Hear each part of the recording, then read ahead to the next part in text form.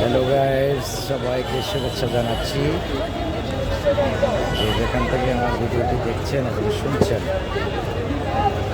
তা আমি আছি মূলত গাউসিয়া কাপড়ের মার্কেটে। সেখানে আমি সবসময় আপনাদেরকে আপডেট দিয়ে থাকি যে এত তাপমাত্রার রোদের মধ্যেও আপনারা দেখতে পাচ্ছেন যে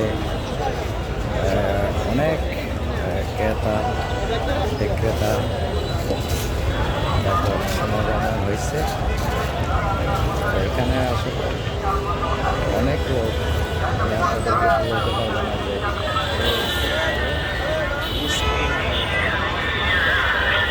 যারা আছে আসলে ঈদ উপলক্ষে প্রচুর জমজমাট হয়েছে। এটা মনে হচ্ছে যে চাঁদ পর্যন্ত এরকম পরিস্থিতি থাকে এখানে।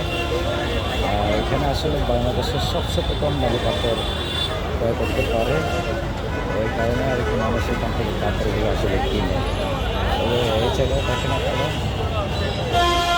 এটাকে ছাতা দিয়ে নিজেকে একটু ছায়া দেওয়ার চেষ্টা করছে। আর এই সাইডে হলো ফ্রন্টের দোকানগুলো আছে, ফ্রন্টের দোকান আছে অনেক। তারপরে এখানে আছে, তারপরে